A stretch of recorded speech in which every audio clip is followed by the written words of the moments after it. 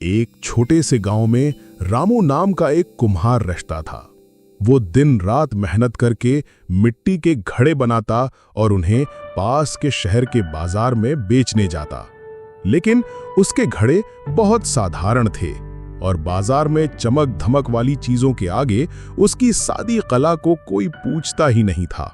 रामू अक्सर उदास हो जाता, सोचता कि उसकी मेहनत बेकार है और उसके जीवन में कभी कोई बदलाव नहीं आएगा। एक दिन जब वो अपने घड़ों को बेचने की कोशिश कर रहा था, तभी एक बूढ़ी शांत स्वभाव की महिला उसके पास आई।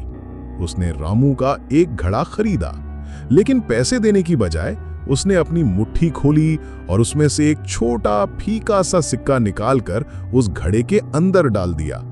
महिला ने मुस्कुराते हुए कहा, बेटा, इस घड़े में जो है उसकी कीमत तुम नहीं जानते। इतना कहकर वो चली गई। रामू हैरान रह गया। ये कैसा सौदा था? ये तो एक मामूली सा सिक्का था, उसके दिन भर की कमाई भी नहीं। उसने उस सिक्के को घड़े में ही रहने दिया, ये सोचकर कि शायद बूढ़ी औरत भूल गई होगी।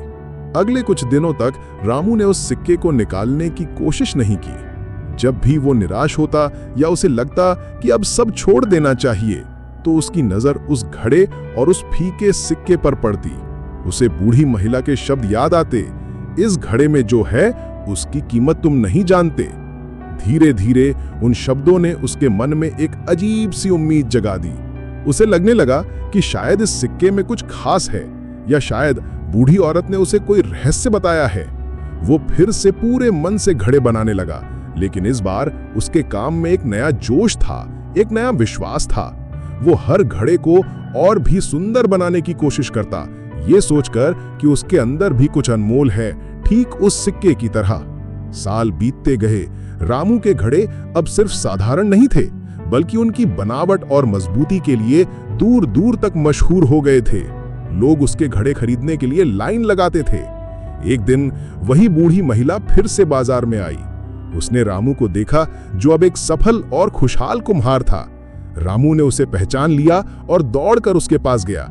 उसने वही पुराना घड़ा उठाया जिसमें आज भी वो फीका सिक्का पड़ा था और बूढ़ी महिला को दिखाया। माई, आपके उन शब्दों ने मेरी जिंदगी बदल दी, रामू ने कहा। बूढ़ी महिला मुस्कुराई और बोली, बेटा, ये सिक्का सोने का नहीं था, ये तो बस एक साधारण पीतल का सिक्का था जिसे मैंने थोड़ा चमका दिया था। असली सोना तो तुम्हारे अंदर था, तुम्हारी मेहनत में, तुम्हारे विश्वास में, जिसे तुमने खुद खोजा। रामू की आंखें भर आईं। उसे समझ आ गया था कि असली दौलत बाहर नहीं, बल्कि हमारे अंदर होती है। ये कहानी हमें सिखाती है कि हमारी असली कीमत हमारे अंदर छुपी होती है। हमें बस उसे पहचानना है, उस पर विश्वास करना है और अपनी मेहनत से उसे निखारना है। बाहरी चमक अक्सर धोखा होती है, असली सोना तो हमारे अपने आत्मविश्वास और लगन में होता है।